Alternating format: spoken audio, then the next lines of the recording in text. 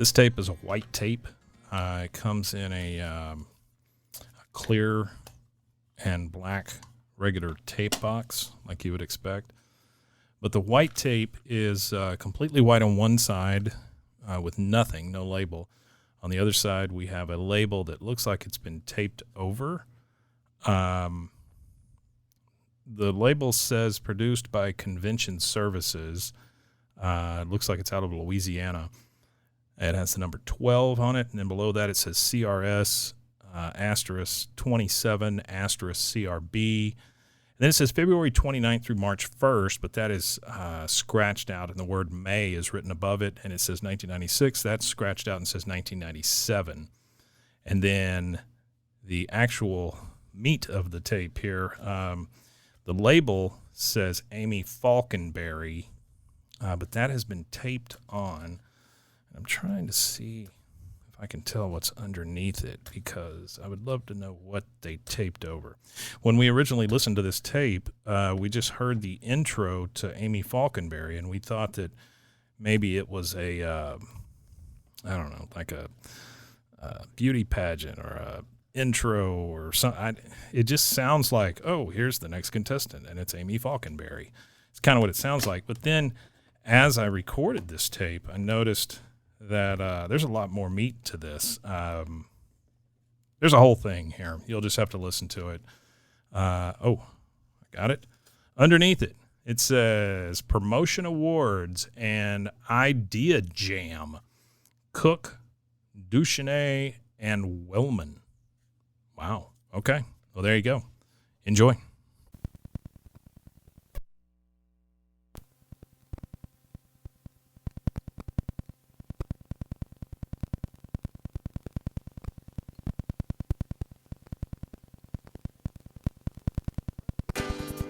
President Baking salutes senior Amy Faulkenberry of Marietta High School. Amy's a daughter of Lyndon and Ann Faulkenberry and works as a first-shift packing supervisor at the bakery.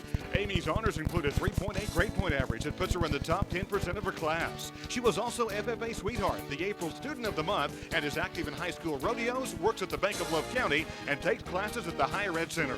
Amy plans on attending college this fall.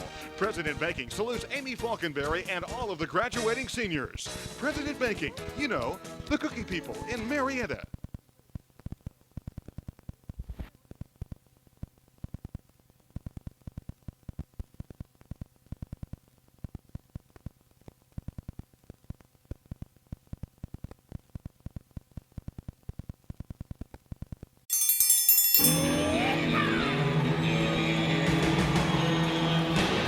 Hi, I'm Hank. You might remember me from a show called King of the Hill. Check out a King of the Hill rewatch podcast. These boys ain't right, but they are funny. Find the podcast anywhere you get your podcasts or at roguemedianetwork.com. I tell you what.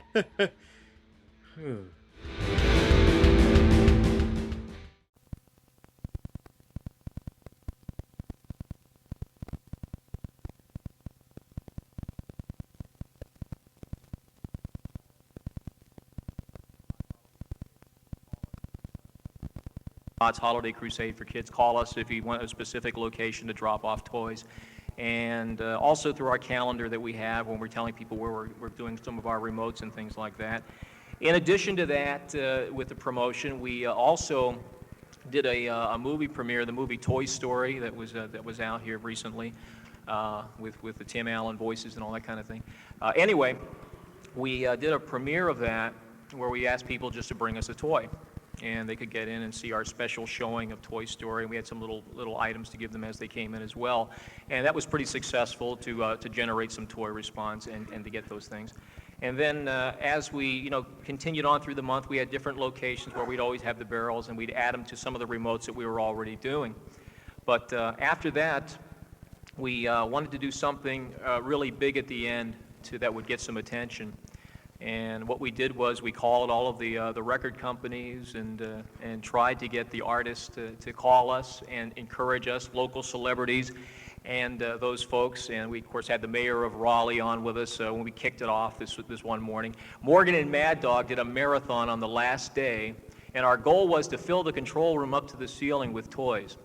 And the response was just great. We put the station van out on the street by the radio station so that people knew, when they were coming down New Chapel Hill Road, exactly where we were. We had the signs going and the mast up and all that kind of stuff. People would come in, we'd put them on the air as they came in.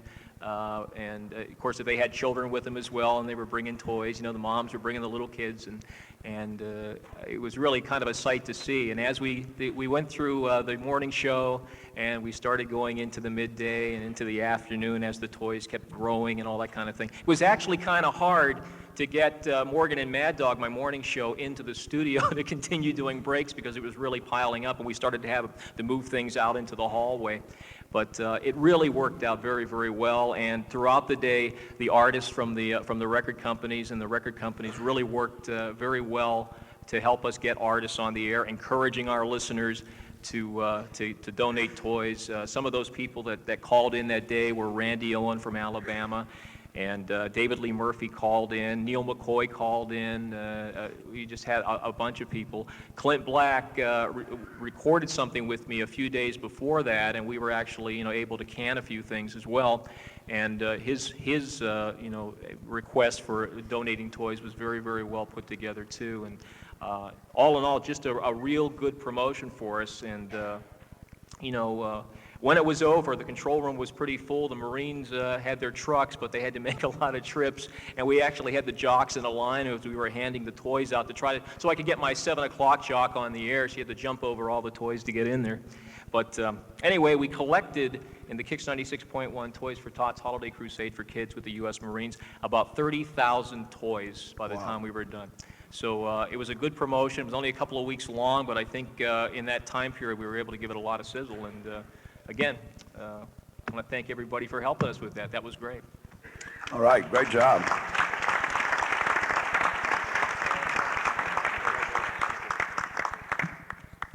It's a great idea, and of course, I'm sure the Marine Corps was happy to have the extra help, huh? Yeah. Our next folks here are with the second place. I believe they're small market, right? No, small market, that's right. They didn't show up, I'm sorry. Some of the small market people couldn't make it. From our medium market, second place winner is Kenny Shelton. He is here with WYYD in Lynchburg, Virginia. All right, thank you. Congratulations, Kenny. Tell us a little bit about what you guys did. Thank you very much. We appreciate the recognition of our promotion this year. We, say what? Well, ladies and gentlemen, I'd just like to say thank you very much. Is that better for you? All right, good. We submitted an entry for our Raise-A-Ton campaign, and we've been doing Raise-A-Ton since 1986 when we wanted to do a promotion for the community to kind of give back. And we thought, well, we want to help raise food for the needy, and we approached the Salvation Army because we wanted to align ourselves with an organization that was trustworthy, that worked hard, and also had a situation or an organized way to help the needy with their food needs. So they were delighted to have us start something called Raise-A-Ton. We didn't have any idea what kind of response we'd get the very first year. It turns out we asked for a ton of food. We got 3 tons of food. So we kind of thought there was a need for it, something that might work in the future. And as the years have gone on, the promotion has grown.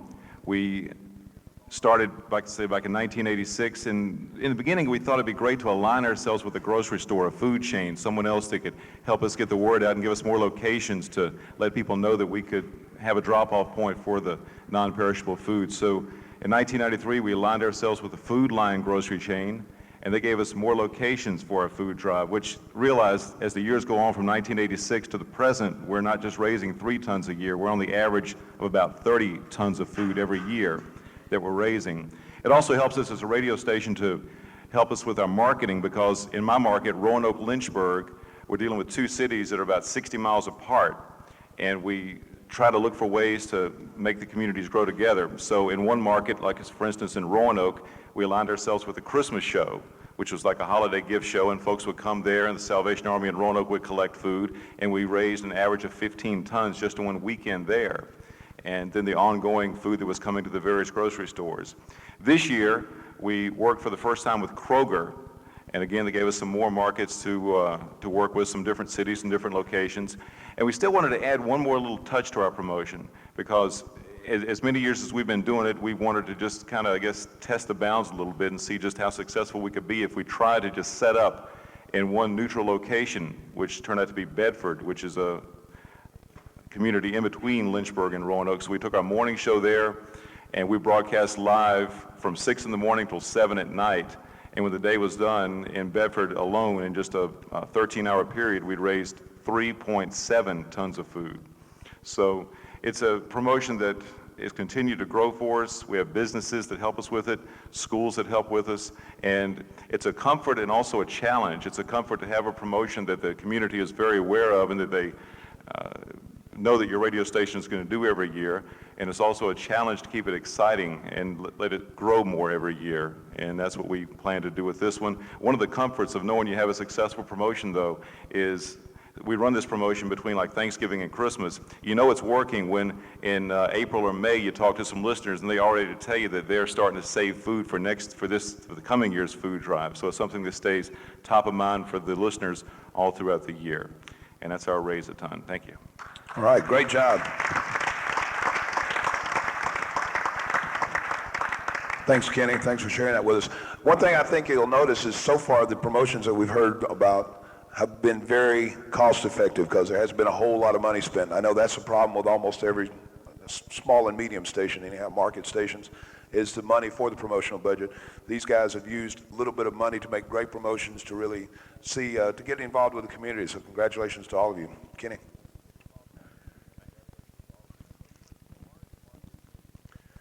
Our second place winner from the large market is from WSOC-FM in Charlotte, North Carolina. Valerie Gladden is with us. Good afternoon. Can you hear me?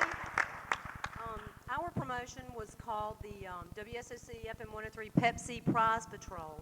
And the way that the Pepsi Prize Patrol worked was it was a multi-purpose promotion for us. It was promotion that helped to build image for the station, increase cume on the station. It brought in advertising dollars from existing clients as well as our new business development clients, and this is something new that we've just added to the radio station, and we were able to tie in every aspect of the radio station into this promotion. Excuse me. We had a variety of ways that we delivered the promotion. First of all, the Pepsi Prize Patrol involved Pepsi, of course, and it started with a carton, the 12-pack carton that went out to various locations throughout the market, from Walmart's, Kmart's, Food Lions, Winn-Dixie's to your C stores. And it had our logo on the front of the package, as well as we had the whole back panel as a description and an entry for the promotion that we ran. In addition to the Pepsi cartons going out in all of these locations, inserted into the Pepsi carton was 250,000 bumper stickers that also played a big part, where that's the way that you won. You stuck the bumper sticker on your car, you sent in the entry, you listened, and you won. In addition to the cartons, we also produce a quarterly magazine at the radio station called Today's Country. And we ran a two-page spread in our magazine that went out at the same time that the Pepsi cartons were hitting the various stores and that were at the time of the promotion. As well, we ran a TV campaign. Also, with our new business development customers, we were able to put in some newspaper advertisement with coupons from those folks, as well as the bumper sticker that's inserted into the Pepsi carton also had a client coupon on the back of it. In addition to the 250,000 stickers that went out in the Pepsi cartons, we also ran an Advo mailer with an additional 250,000 bumper stickers and additional stickers that were available at all of our station promotional events. And last but not least, we had the big number one WSOC FM 103 broadcasting every day, all day long, about where to get your stickers and what to do with them when you got them, and to put them on and listen to win. And we feel like the promotion was a big success for us because we felt like we tried something with a client.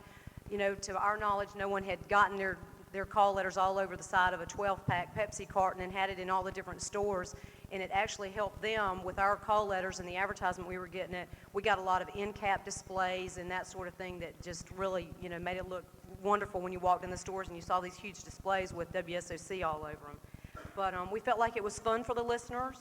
It continued to give us visibility in the community with all the stickers that were out there. It certainly helped to increase sales with a client like Pepsi, as well as the new business development clients that tied into the promotion.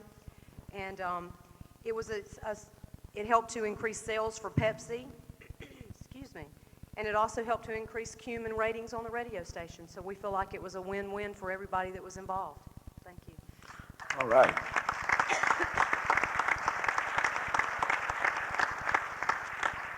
Thank you, Valerie. Valerie Gladden from WSOC FM in Charlotte, North Carolina.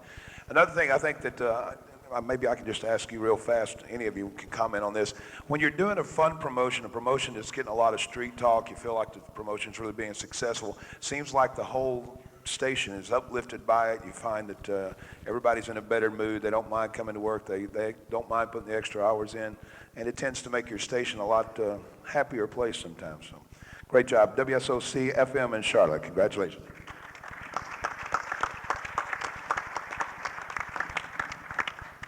Now to our first place winners. We've got our small market. Actually, we have a couple of representatives here from our small market. From KKIX-FM in Fayetteville, Arkansas, we have with us Buck Waters and Rob Stark.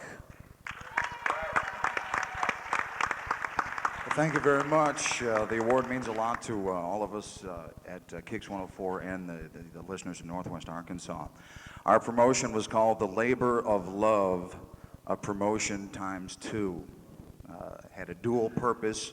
Basically, Eric Marshall, the operations manager at Kicks, brought Rob and I together. Rob came from WZZK in Birmingham, and I came from WFRG in Utica, New York. So we were total strangers, had never met, and we thought it would be beneficial for us to do something that would get us out into the community a lot faster than just sitting behind the studio and doing a morning show. We got together with the March of Dimes and proceeded to work on the labor of love. What interests me most about the promotion was the first couple of weeks we were there in the market. We attended a parade, handing out candy with the rest of the staff. And I remember walking by a street corner, the folks lined up on both sides, and somebody yelled out, "We miss Lenny." Lenny Hunter and the Fox were the recently departed #1 morning team at Kicks, and I remember how I felt when they said that. I felt pretty small, actually. We miss Lenny. Get out of Dodge. So instead of sitting in the studio and hoping the audience would come around, we decided to speed the process up a little bit. As I mentioned, it was a twofold promotion: introduce Buck and Rob to Northwest Arkansas, and help out the community at the same time. We hit the streets in our new hometown with the labor of love, shaking hands, kissing babies, and just putting our faces in front of the community. And what basically we did was Rob and I, for one day, wore what they call an empathy belly, a pregnancy simulator, on a dare from one of the March of Dimes representatives, and then we decided to carry this on for a longer extended period of time, where Rob wore this 32-pound empathy belly for over a month, 34 days, 24 hours a day, except when he was taking a shower. This, of course, was to raise money and raise awareness about the cause of healthier babies and what the March of Dimes do. So here we were out in the streets, remotes, public appearances with the belly. Rob had the belly on. We had some shirts made which talked about a couple of the elements that were included in the promotion. Rob had a shirt that had an arrow pointing down to, you've seen the shirts before, where baby on board, the pregnant woman is wearing a shirt. So we tied into that kind of. On the air for a whole month, we received on-air tips from our listeners on how Rob might be able to get through the pregnancy a little bit easier. I remember one of the funniest bits that we did one day was when we talked about cravings and what women crave when they're pregnant. It was very interesting, and it made... You'll find through this whole thing that I'm really a gullible person. Extremely. It made for a very interesting morning show. But everybody, all women, mothers-to-be, the daddies and children alike can relate to pregnancy. And we set a goal of $5,000 to raise for the March of Dimes. And we needed a couple of elements included. Although we had on-air solicitation, we gave out the numbers to the March of Dimes. We had the March of Dimes representatives come into the studio on the morning show and talk about the good health care, prenatal care for women, and the numbers that they need to call if they need some help with their pregnancy and so on and so forth. And we shared stories from listeners, from women, pregnancies gone well, and even a couple that didn't go well. That we covered the gamut from A to Z. And as I mentioned, when the people started, the buzz in the community began to grow as Rob and I made these appearances, and we were out at different locations. All the women wanted to come up, and some of the men too, I guess, wanted to come up and feel the belly. The belly actually had a little ball inside that would kick. And we did this for 34 days, and to make sure we reached our goal, we included a couple of elements, which included a pledge day similar to a walkathon, where on a Thursday we accepted pledges over the telephone from our listeners, 25 cents per lap or a flat rate pledge. Rob and I, on the following Saturday, participated in what we called the Mallathon, where we walked the local mall for 12 hours from 9 to 9. Rob wearing the belly, I was pushing a baby carriage. We had a baby inside, and we had signs. And matter of fact, one of these T-shirts talks about the Mallathon. This one right here. We walked all day. We couldn't solicit donations in the mall because they didn't allow that. So we couldn't ask for donations. So we printed it on the shirts. And so this is what the people saw: donations appreciated, so on and so forth. We took the pledges. We raised $2,000 on Thursday with the pledges. Then we went ahead and walked 27.3 miles inside the mall all day. And let me tell you, we were pretty well bushed when the event was over. Then our final drive was a celebrity auction. We received a bunch of items from the record labels and the management companies, and we appreciate that so much. We had a celebrity auction where once again the community had an opportunity to meet Rob and Buck and feel the baby, and we did a on-air auction where people could come to the location where we had the items or place bids via the telephone, and we did our morning show live from this one location. Our goal was $5,000. We delivered the baby 34 days after the promotion started at the Travis Tritt concert in front of 7,000 people, and Rob pulled the belly out of his from under his shirt and held the baby high in front of the crowd, and we presented the March of Dimes with a check for $11,000. So we went well over our goal, and it turned out to be a very successful promotion. And to this day, when we're in town, people come up and say, "You're the guys. You wore the belly. How did it feel like?" And it was just an excellent way to introduce a new morning team and get us very visible out in the community and let them know that we cared about their community, when we continue to raise money for the March of Dimes. And I know Rob wants to talk about what he went through with, wearing the belly for 24 hours a day and for 34 days. Well, really, the only thing, is this one on? Can you hear me? The only thing I really want to say is that Hootie and the Blowfish actually deserve this award. We really don't. So, no, it was a very, very, very strange experience, let me tell you. Ladies, I have the utmost respect for you now. I guess the one thing that I would like to stress is the commitment that was involved in this. At first, it started out as a dare, and it surprised me at how committed I became to this. My wife gets home at about 5 o'clock in the afternoon. I get home as a morning guy. I get home about noon, and there were many, many days I'd walk in and go, I could take this thing off and nobody would ever know. But I couldn't let myself do that. In all good conscience, I just couldn't let myself do that. And I really, really got so committed to this project, and Buck and our promotions director, Shannon. The commitment was incredible. But we still do get, actually the biggest comment I get now is, "Rob, I thought you took that belly off, man." But this is also, National March of Dimes has looked at this as a pilot program. So guys out there, jocks, morning guys, I want to know who is man enough to put a pregnancy belly on. So I'll be looking forward to this promotion in other markets. It was extremely successful, and to this day, we have not heard a whole lot about Lenny Fox. We love you, Lenny, but it's Buck and Rob, and it was a very great success. I was very proud to do it. So thank you. All right.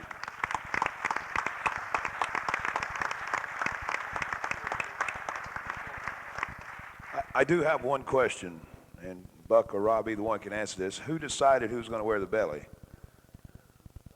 I opened my big mouth. We were on the air talking about something. I don't remember what it was.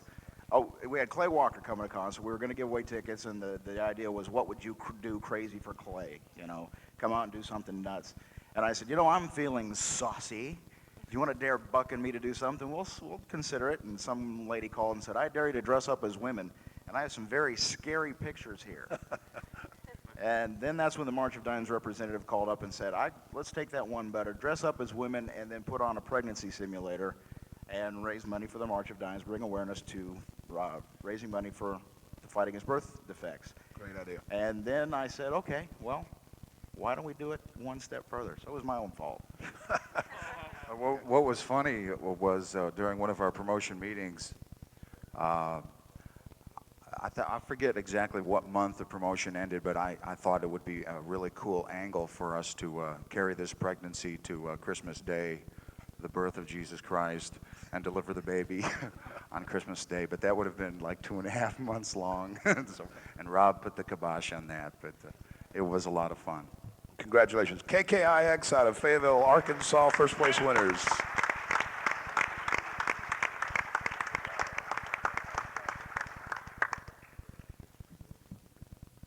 Got a great idea for Jay when we get home. Jay's my morning show partner, in case you don't know that. Our medium market first place winner from Birmingham, Alabama, WZZK AM and FM, we have Jim Tice with us. Thank you. Do we have the videotape? Is that handy? I think so. Okay, I'll do that in a couple minutes. Give us just a second. Yeah. We gave away a home. Nice price. But I know we had a lot of ideas here. Some that, that cost a fair amount of money. This was a pretty expensive promotion, but not really not as expensive as you might think. But I think the main thing is just be creative, come up with the idea, and then figure out how you're going to make it work. One of the stories, I think, Roy and Walt Disney. Walt was kind of the dreamer, and Roy was the practical businessman. But basically, is get the idea, and then you can make it work.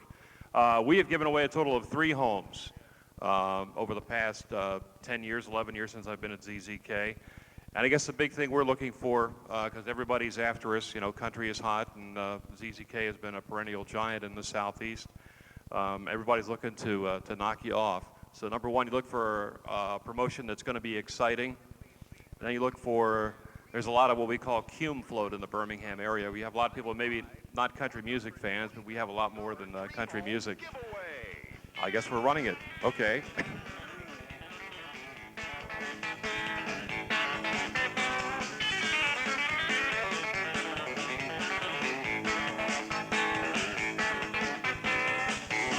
This is inside the house with a $140,000 dream home. And they said we've done this 3 times, but this time everything really came together. We always do TV to promote in the fall. This was last fall. So we had a regular TV running on all the TV stations in Birmingham. And then we got the NBC affiliate to be our co-sponsor. So it was kind of a fantastic win-win. This is the house. And the Dream Home giveaway with NBC 13 was on the air live during their 11 o'clock news.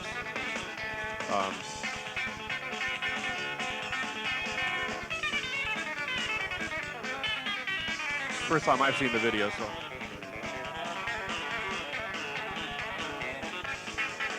And hopefully we'll cut to the chase and get to the winner. What we did, we narrowed it down to the final 13 people. And then they each drew from a fishbowl key. One of the keys fit the front door of the home and opened it, and they were the winner. I know the last time we did this, the second time, went down to the last key, and that's probably the scariest nightmare you have. Oh, will it really work? And this time it was the second key, so it went pretty quickly. All right, kill the tape, all right? Kind of give you an idea what it was like. We basically, oh, you want to see the winner, all right. I don't know how long this goes on. Oh, that is it. Do we have a winner? Is that the end of the tape? No, he stopped it. He stopped it. Well, go ahead, let's see the winner. Want to see the winner? All right, let it roll. Maybe not.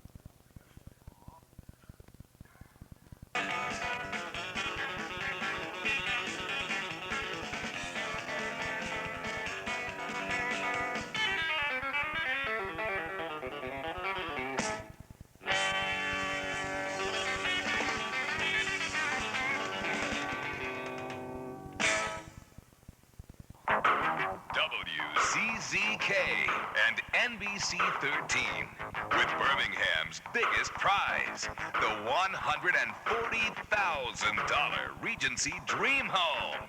Somebody out here right now that's standing out around us now is going to... This is part of our morning team, Dollar Bill Lawson. $140,000 dream home before lunchtime today, and that's an exciting thought. So come on out if you'd like to be a part of it. Everyone out here is ready to go. We got Zeke the Coyote, Patty, and I, and that's our mascot, Zeke the Coyote. CZK is out here, and we're ready to go. So all the folks out here are certainly ready to go. It's gotten a little chilly, of course. I think it's probably 15 degrees colder now than it was when we came in this morning, wasn't it, Patty?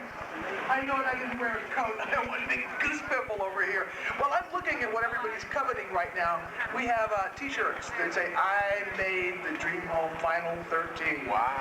And, of course, that's what we're going to get down to. And these people actually get to pick a key and try it at the door. This home is so beautiful. We're sitting right here in the driveway, and it's just gorgeous. You haven't seen it. Come on out. This is a good way to kick off the holiday season anyway, to see a very happy person. That's right. Now, don't forget, we're going to get down to our Final 13, and that will be aired on Channel 13, NBC 13, so we'll have that live as we get down to the last 13 qualifiers, and they will again be trying that key to unlock the door to be the proud owners of this beautiful dream home, and you'll see it live here or on television on NBC 13. So we're out here, we're getting ready to get started, and we hope if you'll get a chance to come by. If you can, do so. If you can't, stay with us on WCZK or tune in to NBC 13. Out here at the Dream Home site, I'm Dollar Bill Lawson for WCZK. Again, this is all made possible because of all of our great sponsors here. Of course, we want to thank the folks from What we basically did is qualify people throughout the promotion. We had the key song of the day every day, a different song at 7:15. When you hear the song, call in, win $105 and qualify for the drawing. And then, of course, the angle for the realtor, that's the president of the real estate company there. We had people register at the Dream Home site or other Regency locations, and then they listen for the name on the radio station. When they hear it, call back in 10 minutes, and they were in the running. So we narrowed it down to the final 105, and then we got down to the final 13. Because this is a wonderful thing. They're going to be airing this live when we get down to our last 13 qualifiers, and they've been a great sponsor, of course, with the Dream Home, and we thank them for all their help. So here we go, our first elimination. You always see one person crying about 100-something grand when this happens. All right, our first elimination is Margie Russell of Birmingham. Yeah, this is going to go on for a while. Art will show you the tape later. You know, I understand Art wants to see video. Well, that's like the first phase. That's where we got down to the final 105, and then we got down to 13. So it's probably another 3 or 4 minutes. But I mean, it was a great promotion because as far as the ratings were concerned, we had a super book. We were up like 3 shares. Summer book from a 12-1 to a 15-3, 25-54, and 18 to 34. We went from like a 10-4 to a 14. So just a super book, an exciting promotion, and it is something you can do in a lot of markets. I just think because maybe you're a little bit smaller market, you don't have a big budget, but if you can create the excitement, you get a good idea, somebody is going to buy into it. So don't let, budget or money hold you back, because that shouldn't ruin your creativity. Just kind of put your best foot forward, put all your good ideas together, put them down on paper, and the plan we put together was very detailed. Every week was covered of what we were going to do on television, on radio, how we tie in the sponsors. And it's a fun promotion, and it creates plenty of talk, not only in the book maybe that you're in, but people talk about it for years and years to come. And that's it. Thank you. Thank you. Jim Tice from WZZK AM and FM Birmingham, Alabama, our medium market first place winner.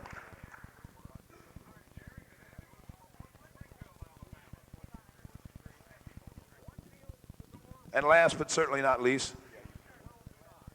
our large market winner from WUBE FM in Cincinnati, Ohio, Tawana Burns is with us. Well, unfortunately, a lot of people who are in small and medium markets think that people in large markets have got huge promotional budgets. Sometimes I think the bigger the market, the smaller your budget is. And in our case, where everything is downsizing, so we have to get very creative. Historically, B105 has been very promotionally active. We made, in 1994, over 700 personal appearances. And that's with a full-time staff of 8 DJs and 1 promotional person, and you're looking at her. So we were all sitting around in the conference room, kind of bitching and moaning about how, we need to do these things, but gosh, wouldn't it be great if we had like another 15, 16 people to help us? And somebody hollered out, says, hey, we need the Hooter Girls. Well, I says, no, we don't need Hooter Girls, we need honeybees. And the B105 honeybees evolved from really kind of a serious joke. So what we decided to do was we went to a local boot company who has been a very good client of ours and gave them the opportunity to be the sole sponsor of the B105 Boot Country honeybees. What we had promised to the boot country we would do is that, unless we were at a competing boot company, at every appearance B105 would be at, we would also take at least one of the honeybees. There would be many times, especially in cases of telethons, things that needed to be done at Children's Hospital, for example, that everybody wants, the morning guys to come and do all this, and unfortunately there's only 24 hours a day and 7 days in a week. But we had 15 additional ladies here who we could call upon. They became mini celebrities themselves. So the boot company said, yeah, we'll do this. How much is it going to cost us? And we gave them a figure, and it ended up increasing their annual buy by 1/3. They also agreed to give us all of the clothing that the girls wore, from boots all the way up to the hats. They invested quite a bit of money in how they looked, but it was important for the boot company for them to look as well. So that was our first problem that we had solved, was that we knew how we were going to be able to pay for these girls, and they also agreed that for every 5 appearances that they would make, that they would give them $50 in store credits. So that got us past the labor laws, so that means that we didn't have to pay any salaries. So now the next problem that we had was how to find the 15 ladies that we were looking for. So what we did is we got on the air, and kind of taken from the Marines, we were looking for a few good honeybees. Well, after week 3, we had received about 2,000 few good honeybee application requests. And then we started the screening process. And after we screened out the psychos and the bimbos, and the more important psycho bimbos, that all wanted to marry John Michael Montgomery or Clint Black or murder Lisa Hartman Black, we narrowed it down to 50 finalists. Then we had to decide how we were going to come up with a way that we could have everybody kind of involved in with our listeners to pick our honeybees. So we went to our 2 major nightclubs in town, and there's a very fierce battle going on in our town between these 2 nightclubs. Each of them hold about 2,000 people. So we picked 2 competing days, and we had one at the north location, the other one at the south location. They decided they wanted to increase their ad buy because they wanted more people to come out to theirs than the others, so we ended up getting an additional $2,000 a week from the 2 nightclubs, so we had our place to have it. So now we needed to figure out who our judges were. So we got someone from the boot company, we had somebody from the radio station. We also had a full-service salon in town that donated tanning, hair, nails, everything that these ladies would need to complete their appearance for free for a promotional mention. Didn't cost us a dime again. So we split the team up into 25, went to each location, then went through some very extenuating some of the questions that we asked. We wanted to make sure that they knew about country music. We wanted to make sure that they loved people, and we also wanted to make sure that they knew something about our radio station. One of the screenees came in and we asked them about who's your favorite DJ at our radio station, and she stood there with a blank look on her face and says, I don't know any of their names. And so we knew that this was one who had slid in, and we're like, well, we're really glad that you came by. Thank you very much. We ended up coming up with a group of girls that were age range from 18 to 56. Our 56-year-old is our Granny Bee. Her name is Sandy, and she is everyone's favorite. She's kind of like takes all of our listeners under our wings. She never dreamed that she would ever be picked because there were all of these, beautiful, voluptuous girls that were standing there, and then she's there, and she's like, I'm so embarrassed to be here. She knew every question. She loved the radio station. She loved people, and she says, this is the way I look at it. I've raised my kids. Now it's time for me to have some fun. And she has made more appearances for the radio station than our morning team. She's we can't turn her away. She's great. So then we had our team, and we went out. They've been on television. They've been on the telethons. They do face painting at our remotes. They run our prize wheel at our remotes. And when we started sitting down figuring out exactly how valuable they were to us, we realized that through not having to pay salaries, not having to pay for their clothes, not having to pay for the hair and the nails, not having to pay anything to advertise for them, and when we sat down and added it up, we had come up with over $48,000 that our radio station had saved or had gained, and the entire promotion did not cost B105 one red penny. The girls all got together in October. One of the charities that we're very involved with is the Ruth Hines Children's Christmas Charities. And it was the matron of all broadcasting in the Midwest. And she had gone to a hospital back in the 1940s and saw how gray they were and how there were rails, and just really got involved and wanted to make the children's wards a lot better. So she's kind of like the grand dame of all of us, and the ladies have all gotten involved in it. Most of them are mothers, and their kids have been recipients, and what this does is every child who goes into a hospital in the Cincinnati area receives a toy. It also buys equipment for playrooms. It gets hospital equipment. So they all got together, pooled their money, and made the B105 Boot Country Honeybee calendars. They sold them during Christmas time with all of the profits going to the charity. And if any of you are interested to see exactly what our team looks like, and that's been one of the questions everybody's asking, going, boy, if they were free, they must be ugly. Boy, are you wrong. They are absolutely some of the most wonderful people, and it's something that every one of you can do, because I'm sure that at every remote, every appearance, at concerts, that people are coming up and they're telling us, gee, you are so lucky. You've got the best job in the whole world because you get to meet this person. You get to go out and do all these things, and you get to have people come up to you and tell you that you're the greatest thing in the world, and you've got a great group of people with your listeners that you can pull from to come up with some of the best promotions, because I tell you, we like to toot our own horns, but a happy listener can toot our horn a lot better than any of us can. All right.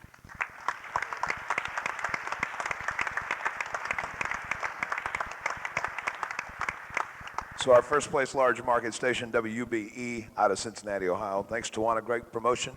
Tell you what, we're going to do something a little different. Usually we kind of wrap it up with this, but we've got a special guest that we want to bring up right now from Bangor, Maine, from WQCB. He is the general manager there. Please welcome Mr. Bob Duchesne.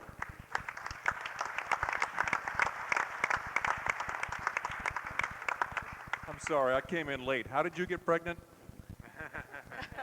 Well, we're not quite sure who the mother is still, but... it was a honeybee. It was a honeybee, yeah. I saw those pictures. I'm hoping. Well, let me start off by right off the bat saying I'm no expert on this. I entered this award and we lost. If we'd won third place, I would have been here. But we're certainly no experts in our particular market. My job here today really is to run the microphone around as fast as possible with John's help, or Von's help rather, and get as many ideas out of the room as fast as we can. We are after quantity, not quality. You can dress it up later. We want as many ideas as we can. We don't want mic hogs. Please don't make me hurt you. I'll give you topics, discuss amongst yourselves. Raise your hand if you have an idea to address some of the topics we're talking about. One of the biggest and hottest things we could always talk about is how to dress up concerts. How can we beat the other guy at concerts? What promotions can we use to tie into concerts? Anyone do handouts going into a concert, and what do you do? Hands up right there. We made special laminates and lanyards, and we handed out to everyone that came into concerts. The lanyards have the call letters on them, and the laminates have, it says KRTY VIP on the front of it. It has the contest information on the back of it with a number, an individual number, which we call off the next day for cash giveaways. Other things handed out at concerts going in. Back there, Vaughn. We've had real good luck with buttons. Our logo has real bright colors, and we stand out wherever we can, pass them out, and you've got billions and billions of little billboards running around. Yeah, we like concert patches. You can sell the back of them. They peel off and they get a coupon on the back or something like that. You can even number them, and then the registration numbers may be available in stores for winning prizes later on, so you can get it sponsored. Another one, Vaughn? Yeah, this isn't something we gave away, but it was a good way to attract a crowd to our station site outside of a concert. We did a new twist on the concert. Before the concert, we rented giant screen TVs and showed Reba concert videos and had a huge crowd gathered around watching it, getting in the mood before the show. Right here. We did the Q Country cash card, and our air staff handed out cards with the numbers printed on them to every single person who walked in the concert. And then the next day, we would draw them, and people could win $100, $500 in cash if they listened and heard their number. One of the most fun things we ever did was when we didn't get the presents in a concert, we went out in the parking lot and leafleted every car in the parking lot saying, listen to us tomorrow morning and win $500. It was great. Well, we didn't get a presents at a concert. It was Alan Jackson. What we did, we bought the parking lot next to the venue and gave away the prime parking spots on the air. Mac, round of applause for that one, man. That is great.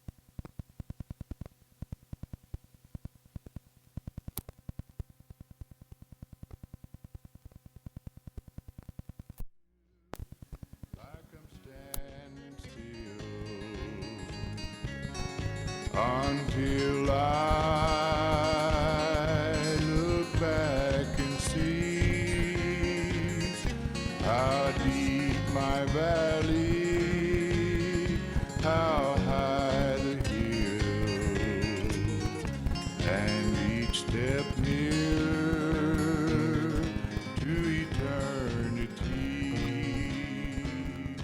I know not what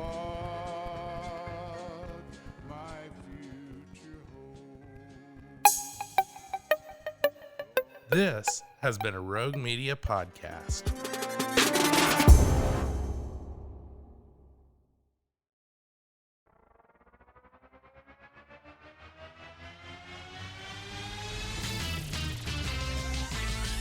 Bros and foes and heroes.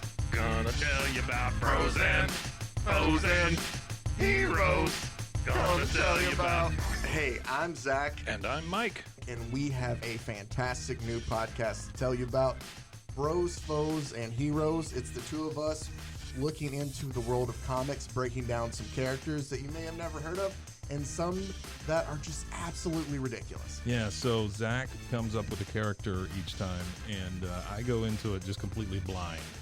I don't know who this person is or what their abilities are or anything, and basically I guess we kind of go over their origin story and just some of the ridiculous stuff that maybe, especially Golden Age stuff. Oh, Golden Age stuff is always the best, and we will make sure to highlight all of the shenanigans and just absolute weirdness of everything.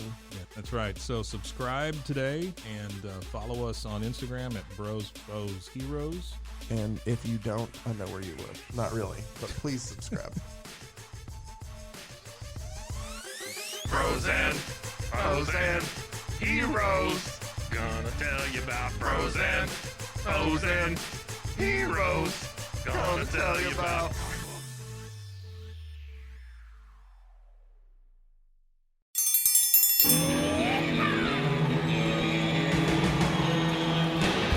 Hi, I'm Hank. You might remember me from a show called King of the Hill. Check out MAR, a King of the Hill rewatch podcast. These boys ain't right, but they are funny. Find the MAR podcast anywhere you get your podcasts or at roguemedianetwork.com. I tell you what.